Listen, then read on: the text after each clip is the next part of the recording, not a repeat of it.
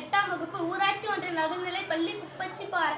காந்தியடிகளை பற்றி சில வார்த்தைகள் உங்களிடம் பேச வந்துள்ளேன்.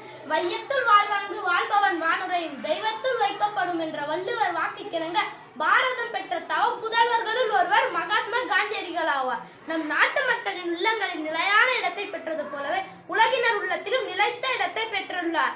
இளமை காலத்திலிருந்தே வாய்மையை தம் கொள்கையாக கொண்டு தவறு செய்த போது மன்னிப்பு கேட்கும் சில சமயங்களில் கண்ணீர் விட்டு வருந்தும் பழக்கமும் அவரிடம் இருந்தது. இங்கிலாந்தில் சட்டம் படிக்கும் போது அந்நாட்டு மக்களின் வாழ்க்கையோடு நம் நாட்டு மக்களின் வாழ்க்கையை ஒப்பிட்டு பார்த்தார். தாயக மக்களின் துயரத்தை போக்க உறுதி பூண்டார். அவருடைய விடுதலை முழக்கம் இந்தியர் அனைவரையும் ஒன்று சேர்த்தனர். அவர் பட்ட தொல்லைகள் அளவிட முடியாது. அஞ்சியோடு மன்ன மரநேறி போராட்டங்களை நடத்தி இறுதியில் வெற்றியும் கண்டார்.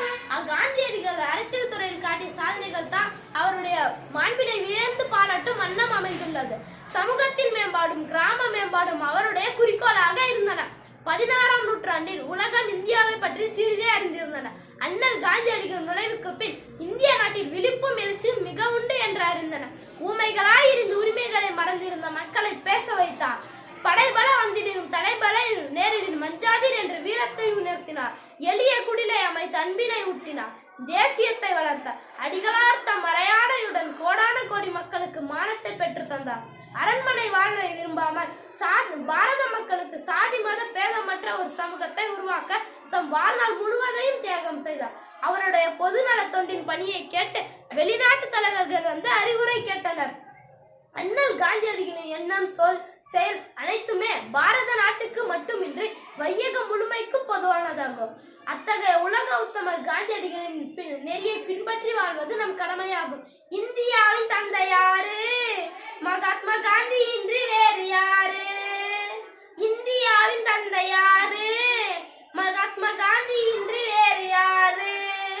கதறு வேட்டி அணிந்தவர், கண்ணாடி போட்டவர், கையில் தடி கொண்டவர், கண்ணியமா வாழ்ந்தவர், நாட்டுக்காக உழைத்தவர், நல்ல பேரு எடுத்தவர், ஏழைகளை மதித்தவர், எளிமையுடன் வாழ்ந்தவர், இந்தியாவின் சுதந்திரத்தை வாங்கி நமக்கு தந்தவர், இந்தியாவின் தந்தையாம் நம் இதயம் காந்தியம்.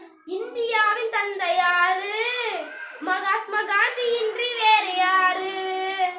இந்தியாவின் தந்தை யாரு? மகாத்மா காந்தி இன்றி வேறு யாரு? நன்றி.